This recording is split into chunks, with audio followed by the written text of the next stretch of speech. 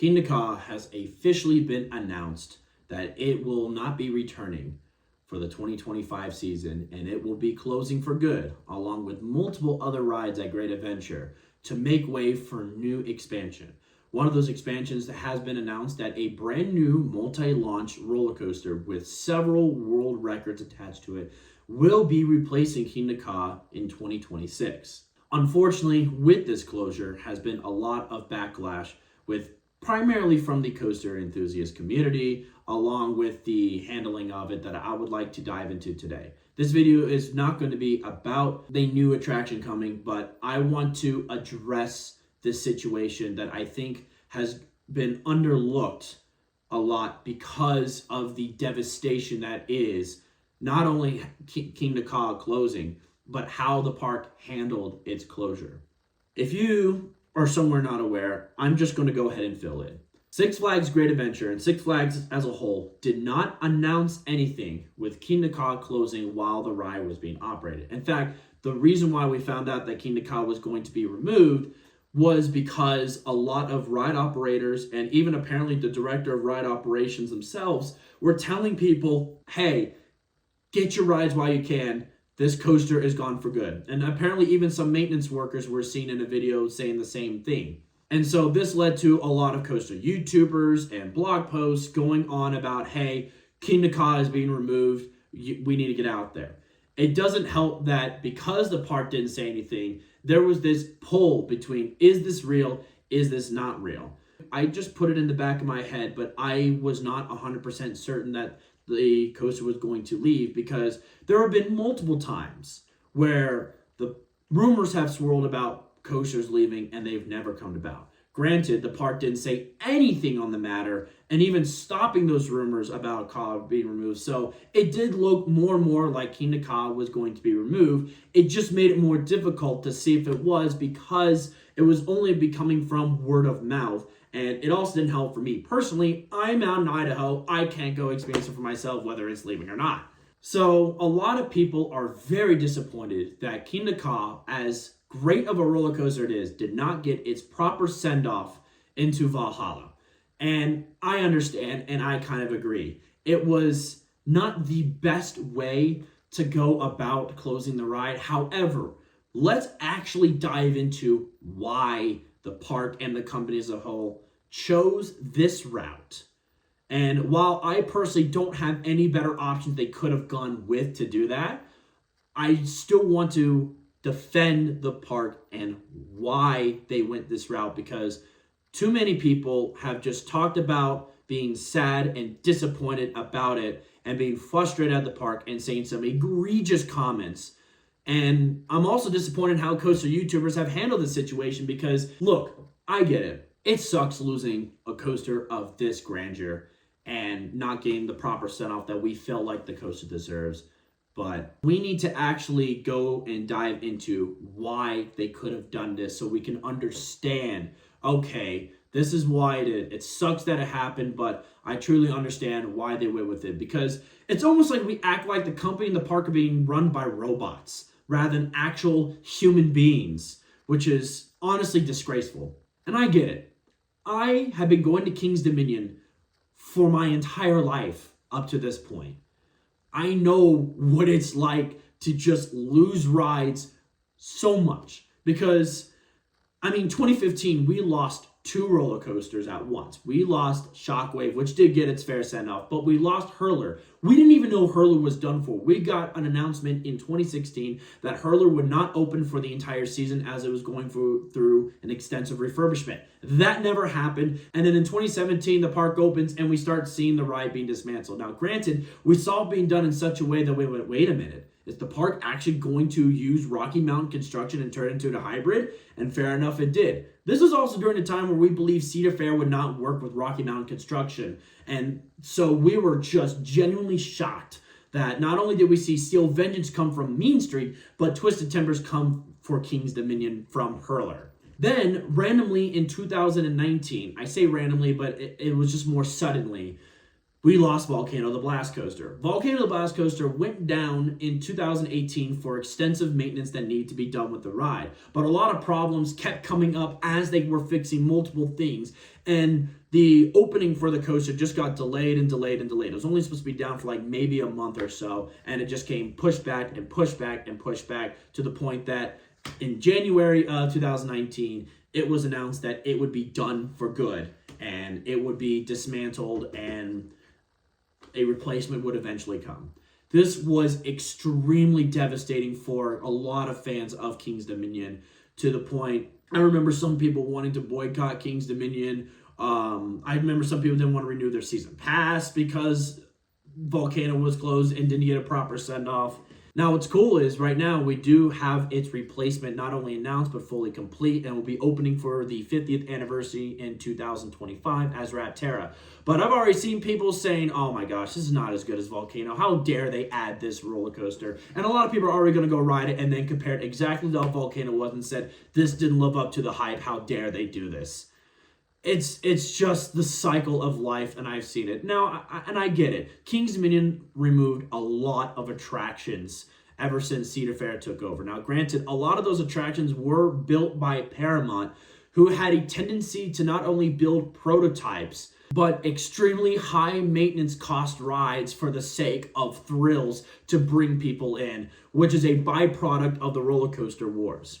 I personally also think that the coaster wars actually did more to harm parks than it did to benefit parks. Because while it was great to get all these amazing, high-thrilling roller coasters, it also led to these roller coasters being extremely high maintenance and pushing the boundaries of what we can do with roller coasters, to the point that a lot of roller coasters honestly just had a time limit, and the park would have to suffer the consequences of losing said attraction. Now, I normally don't talk about this because I like to keep things confidential, but I have been working in the amusement park industry since 2017. Not only as being a ride operator at theme parks, but doing other departments as well. And for the past 3 years, I've actually been working within maintenance departments in the amusement park industry. I'm not going to go into detail of where I worked at. I want to keep that as confidential as possible with respect to the parks and the company. That's just none of my business to talk about. But the reason why I'm explaining that is because I have a history and an understanding of how parks are run and how decisions are made within the park and a company as a whole. And I wanted to share this because, once again, coaster enthusiasts as a whole, I have seen, do not understand how parks are run, how they're operated, and how decisions are made. Even those that claim to work in the amusement park industry are most likely ride operators. And I will be honest, as someone that's done a lot of different departments, ride operators don't know much. And so I want to come out and fully explain, and let's actually talk about the decisions that were made to lead to what we're dealing with now in Kingda Ka's closure. Kingda Ka is an intimate hydraulic launch roller coaster. Not just any hydraulic, but one that shoots riders to a blistering 128 miles per hour in 4 seconds, around that time frame. That's not accurate, but we're going with it. It is extremely expensive to operate and is extremely complex from a maintenance standpoint. We are using this huge hydraulic machine with multiple components that could break down at any point to pull a cable from several hundred feet away, maybe even 1,000 feet away, to pull a train at insane speeds. This thing is absurdly expensive. In fact, that's probably the main reason why they decided to close this roller coaster. And it's actually a good reason, and El Toro Ryan has a good video based upon that. But I agree with him in saying that that's most likely why Kingda Ka is closing. It's more than just the millions of brake fins with sensors on it. That is definitely a key component with it, and the brakes in the cable, but also just the hydraulic motor itself. It's why Intamin not only advertises building these roller coasters anymore, but why we're actually seeing them being removed. We lost Top Thrill Dragster, which I think was part of the reason, along with its unfortunate circumstances. We've seen Accelerator go down for extended period of time. Storm Runner went down for extended period of time. And now Formula Rosa was down and is still down for an extended period of time. These things are just so complex. And while they are so much fun to ride and give one of the best launch accelerated experiences of all time, in the end, it's just not worth to keep operating. And so Great Adventure, along with Six Flags as a whole, probably looked at the cost that it would take to open the ride for next year. And it was just so insanely high that it would be detrimental to the park as a whole. We obviously don't know truly, except for the people that are running the business decisions, but there's probably a good situation where if they pour money to do its off-season work and to get the ride ready for one more year, that way they could have a full year to send off Ka. One, it would push the coaster back that it's going to replace it to maybe 2027. But two, they may have had to pull budget from other coasters and rides within the park to keep it running. Who knows? Kingda Ka opens, but we lose 3 other roller coasters in the process, which puts just as bad of a reputation on the park for how dare they not keep their roller coasters maintained and operating. If you have 3 roller coasters down just to keep Kingda Ka open. And I just think we forget how expensive it is and how many other roller coasters are at Six Flags Great Adventure, like El Toro, like Nitro, like Jersey Devil, and all these other roller coasters in the park and the rides. This is a huge park with so many rides, and there's so many things that need to be updated with this park that it's just financially not possible to keep Kingda Ka running. So that's one reason why Kingda Ka was not extended, at least extended, into 2025 and why it is closing now. Now, let's go into another reason, and it's, okay, they made the decision to close it, but why not tell anybody? So this is most likely why they did not tell anybody and make a full statement on the matter. This is a complex situation, and already going into it, people are going to be losing their minds and rioting because this coaster is closing. I will give a great example and say, look at how people have responded to Kingda Ka's closure with chants of F Zimmerman or down with Zimmerman, screw Six Flags as a whole, this merger is terrible, or even making outrageous claims that Great Adventure is now in its final years and will be closing as a whole in the near future, and we have a new Geauga Lake on our hands. This is absolutely insane how we have taken our sad emotions, which once again, I totally understand. It sucks losing a coaster of this magnitude and how beloved it is. And I understand having a personal connection with it. I get it. It is hard to lose something of this insane magnitude that we have never lost before, because even though Dragster is gone, we still have at least Top Thrill 2 to look forward to in the near future.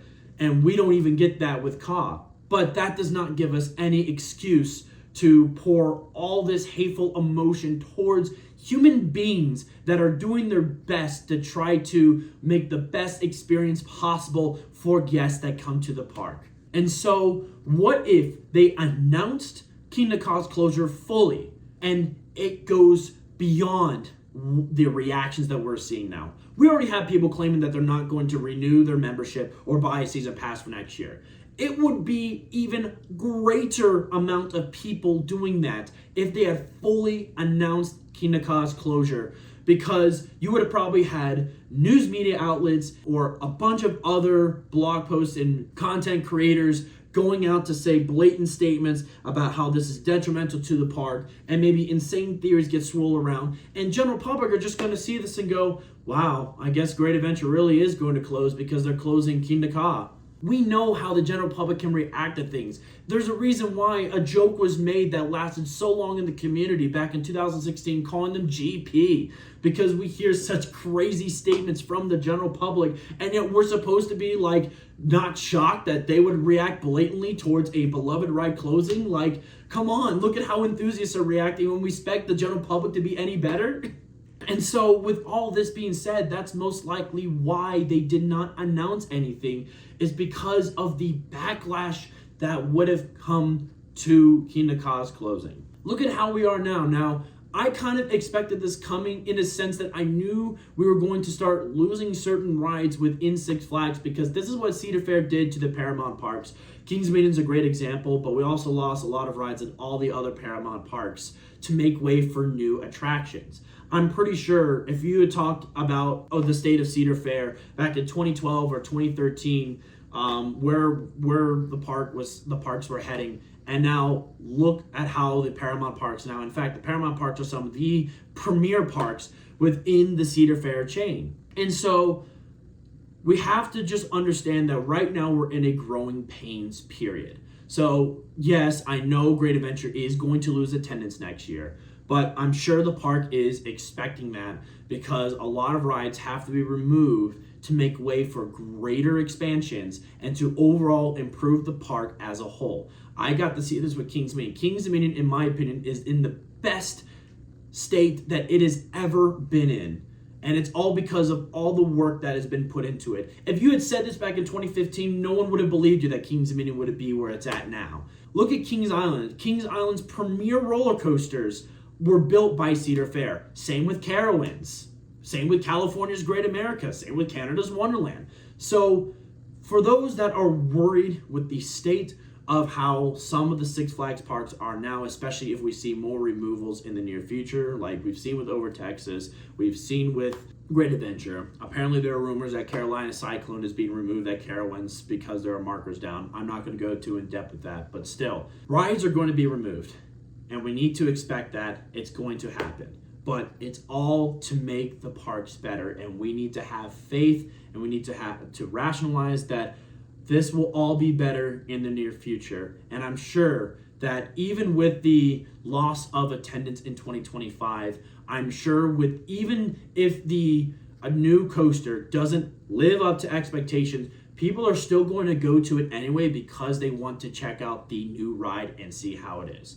Which, when it comes to comparing the new ride to Kingda Ka, they're going to try their best to have not only a worthy replacement that people can like, but also cuts down the cost of maintenance significantly. Now, I hope that if it is going to be that mock rides shuttle, that they can make it a better layout and maybe have it where it's a complete circuit, hopefully. That's at least the rumor. I hope it's not something else, but even if it is, I'm going to judge the ride based upon its ride. I'm not going to go ride this roller coaster and compare it to Kingda Ka. Please do not do that, because that is a recipe for complete failure, and you will be disappointed no matter what is put in there if all you're thinking is, how is this going to be like Kingda Ka? I know this because this is exactly what people are doing to Rapterra. People are already, without even writing it, already saying that this is a disaster because Rapterra is not as good as Volcano in their personal opinion without even writing it. And I already know people are going to go in and compare this to Volcano and go, yeah, unfortunately the park just didn't deliver the attraction without even just looking at what the ride is there. Who knows? Maybe Great Adventure wants to take the Kingda Ka's plot of land and go in a different direction, and we need to accept that. But I'm pretty sure, based upon what they're doing, they're going to cater to thrill seekers and try to have a worthy replacement for Kingda Ka rather than having a different expansion. So I stated my two main reasons why Great Adventure and Six Flags as a whole went this way. They did announce the closure, and they even did say that it is going to be replaced by a new record-breaking roller coaster, and we'll know more in the summer of 2025 what this roller coaster will be. We even may find out more in IAPA, so we just need to stay tuned, and we need to just stay rational. I get it. I am sad, too, that Kingda Ka is leaving. Kingda Ka holds a special place in my heart. It was the final straw to get over my fear. Now, I have been saying that the pinnacle of me losing my fear of roller coasters was I threw a 5. But there was one more roller coaster that I need to get my fear over, and that was launching 128 miles an hour on Kingda Ka. And I did that the year later in 2014. And Kingda Ka has always had a special place in my heart, and it's been one of my personal favorite roller coasters. In fact, I loved it way more than Dragster. and I would always fight people on that. I would say, no, Kingda Ka is significantly better than Dragster. I don't care if Dragster has lap bars. But as sad as I am, I also understand the situation and why we had to lose this ride, and I just have to look towards the future. And so to those that are devastated in losing Kingda Ka, I understand. It is okay to be sad and to be heartbroken by something that we personally love.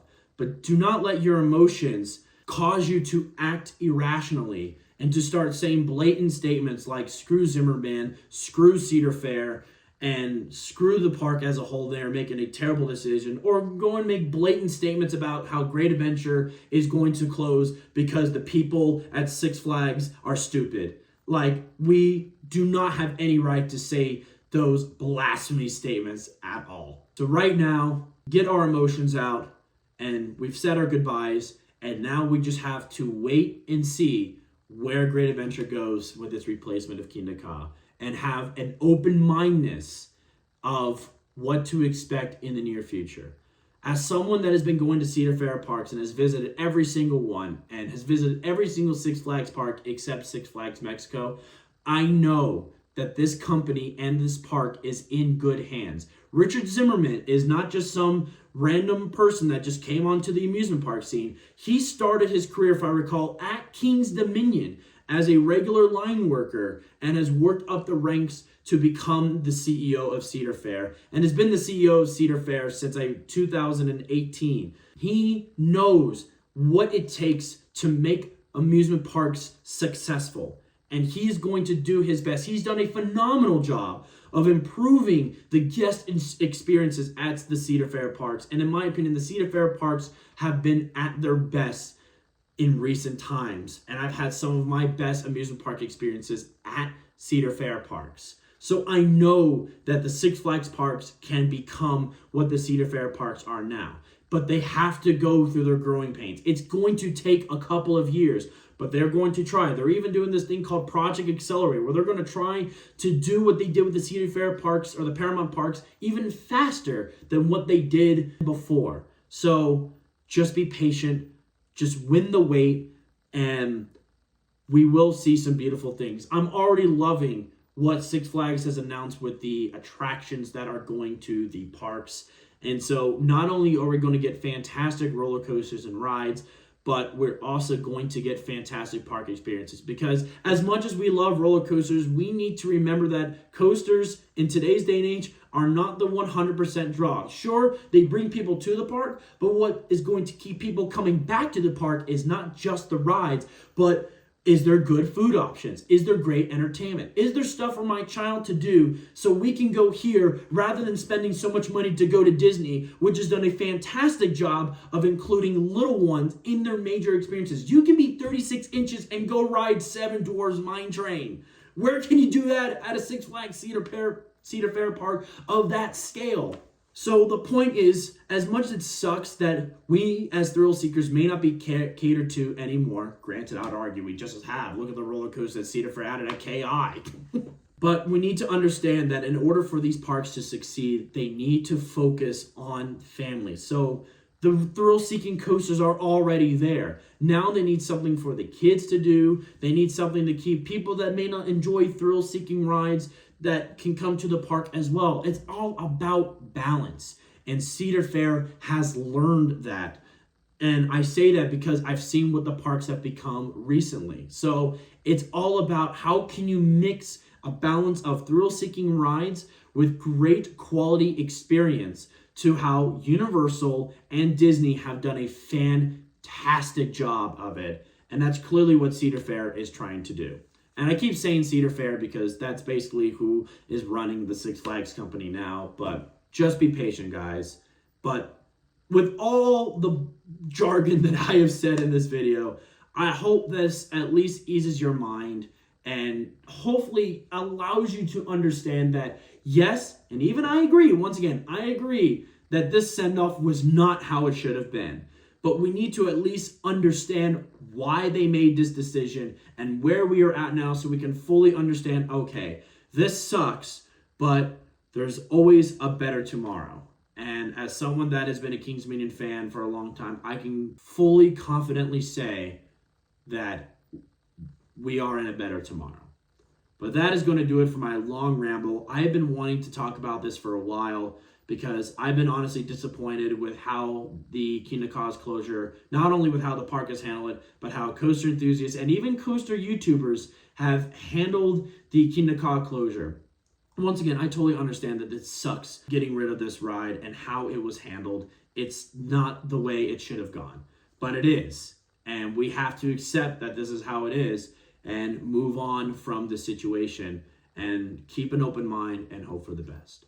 Thank you guys so much for watching. If you did manage to make it all the way through this extremely long video and hear me ramble off, if you did at least enjoy the video, I'd very much appreciate it if you give this video a big old thumbs up and hopefully get this video into YouTube algorithm, as at least this video I want to be spread around to as many people as possible so everybody can just hear what I have to say and hopefully just inspire just us to relax and calm and take a deep breath, and we got this.